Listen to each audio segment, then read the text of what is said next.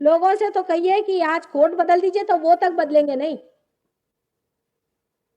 ये हमारे अंदर, हमारी चेतना में जिस वक्त रामचंद्र जी आए थे 8000 वर्ष पहले, तब ये चीज हमारे अंदर जागृत हुई है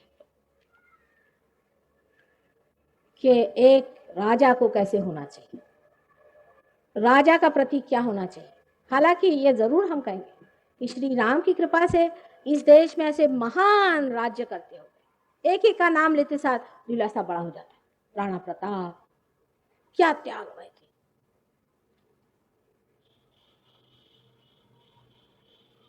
शिवाजी, एक से एक राजा महाराजा यहाँ हो गए हैं, जिनका का नाम लेते ही आदमी को लगता है वाह, क्या आदमी का नाम ले लिया। इंग्लैंड में और अमेरिका में ऐसे बहुत कम हुए, लेकिन तो भी वहां आपको मैं बता सकती हूँ कि अब्राहम लिंकन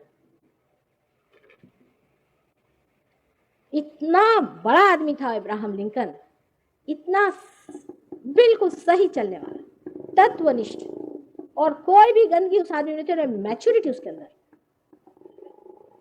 पूरी तरह से प्रगल्भित, और एक बड़ा बढ़िया इंसान था।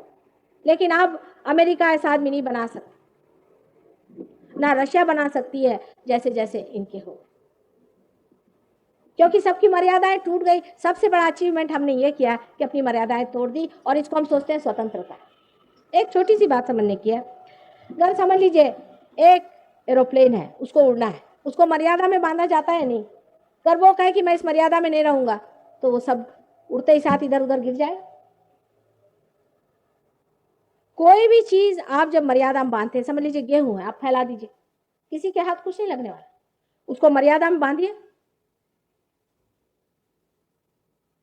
जो आदमी मर्यादा में नहीं था, उसके साथ आपको चलना फिरना मुश्किल हो जाता है कि ये किस और ऊँट बैठेगा पता नहीं।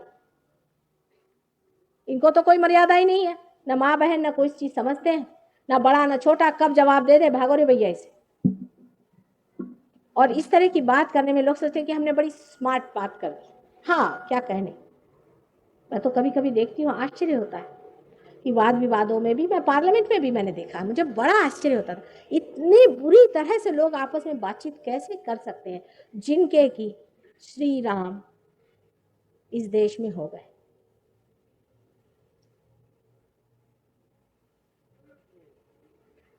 उनके बहुत हमारे ऊपर अनंत उपकार है, और जिस इंसान के अंदर ये जागृत हो जाता है, वो एकदम मर्यादा को प्राप्त होता है। हमारे सहयोग में भी ऐसा ही है। जब लोग प्राप्त होते हैं इसको, तो अपने आप उन्हें मर्यादा आ जाती है। अब अगर कभी आए, कहेंगे बेटा आज टाइम नहीं, मेरे पैर नहीं छू, बस ठीक है, बैठ गए। कुछ कहने की जरूरत ही नहीं उनको, बस इशारे पे देखते रहते हैं उसमें क्या उनका गया और उन्होंने क्या खोया। और जो ऐसा नहीं भी करते हैं, अपने माँ बाप से इस तरह से बर्ताव रखते हैं, उन्होंने क्या पाया। उसी तरह अनुशासन का भी है। अनुशासन में अगर आप लोग सोचे कि हम इन डिसिप्लिन से रहें और माँ चीखें और चिल्लाएं और आफत मचाएं, तो आप अपनी मर्यादाओं को तोड़ते हैं। उसे क्या मिला, क्या मिलता है। लोग कहते हैं स्ट्राइक्स करिए। हमने देखा है कि स्ट्राइक जो लोग करते हैं, अधिकतर जो पैसा कमाते हैं ज्यादा, वो शराब में ही डालते हैं। कौन सा बड़ा भारी उन्होंने ताज बना लिया है इस चीज से। मर्यादाएं तोड़ करके कोई सी भी चीज पाना बहुत हानिकारक है। मर्यादा में रह करके ही आप सब कुछ पा सकते हैं, और मर्यादा तोड़कर आप कभी भी कुछ हासिल नहीं कर सकते, क्योंकि जो भी आप हासिल करेगा वो भी मर्यादा रहित होता है। तो इसका तत्व यह है, सीधा तत्व यह है कि अगर आपने मर्यादा तोड़ करके कोई चीज को हासिल किया, एक बच्चा है समझ लीजिए, उसने अपने माँ बाप से मर्यादा तोड़ के उनका रुपया पैसा छीन लिया, वो वेस्ट हो जाएगा।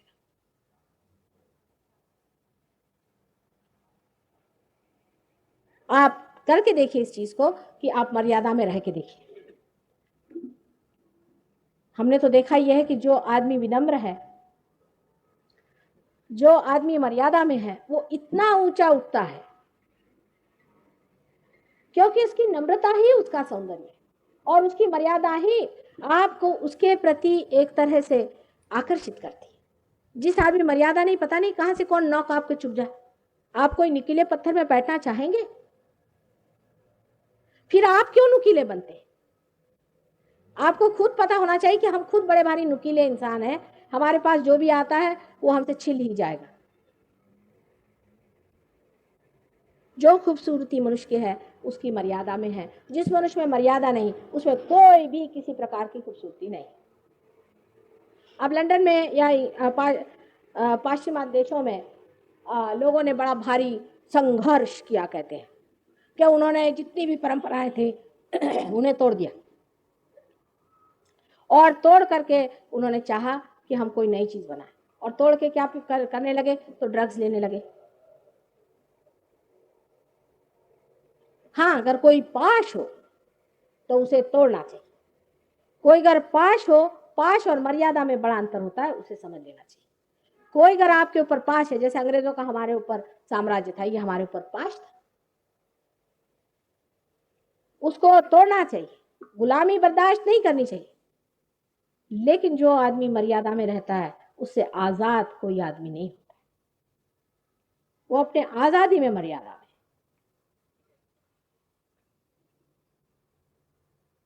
क्योंकि वो आजाद है इसीलिए नम्र है। जो आदमी को सेंस ऑफ इनसिक्योरिटी रहती है और जो हमेशा कमी महसूस करता है, वो हमेशा हावी रहता है दूसरे में। श्री राम, जिनका नाम लेने से हमारे हृदय चक्र छूटते हैं, उनकी पत्नी सीता जी स्वयं साक्षात आदिशक्ति का अवतरण है। इन्होंने और भी अवतार बाद में लिए, तब उनको वनवास जाना पड़ा। लोग सोचते हैं कि जब वो इतने भगवान थे तो उन्हें वनवास क्यों जाना पड़ा। ऐसे लोग कभी भी वनवास वगैरह नहीं जाते, वो जहाँ भी जाते वहाँ होते हैं। जैसे आज आपसे हम बात कर रहे हैं, अभी यहाँ है, हम बात कर रहे हैं, यहाँ नहीं है तो लंदन में है। वनवास क्या होता है? यहाँ पिंडौल है, इसके नीचे में है, नहीं है तो पेड़ के नीचे में है। ऐसे लोगों का कोई भी वनवास वगैरह नहीं होता है, वो जहाँ भी होते हैं होते हैं।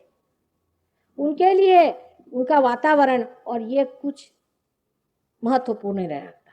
फिर वो क्यों गए? एक सोचने की बात है कि वो अपने राजमहल में रहते, ये सारा नाटक क्यों रचा है? सीता जी बिचारी, जिन्होंने कभी भी नंगे पैर चली नहीं, उनको सारे दूर नंगे पैर क्यों ले गए वो?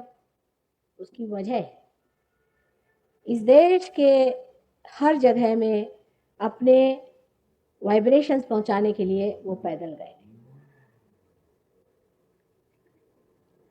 सीता जी जब चलती थी तो उनके पैर के वाइब्रेशंस हर जगह पहुंचते थे, जो सारे देश भर में पहुंच जाए। सबसे बड़े टूरिस्ट अपने श्री रामचंद्र जी थे, यहाँ तक कि वो बैंकॉक आदि जगह से भी हुआ। तब अपनी हिंदुस्तान की जो भूमि थी इस तरह से जुटी हुई थी, बाद में ऐसी अलग हो गई, इसलिए वो इधर से उनको जाना पड़ा बैंकॉक आदि होकर के। ये सारा इसलिए नाटक रचाया था कि ये सारे देश भर घूम सकें और हर जगह जा करके अपने वाइब्रेशंस छोड़।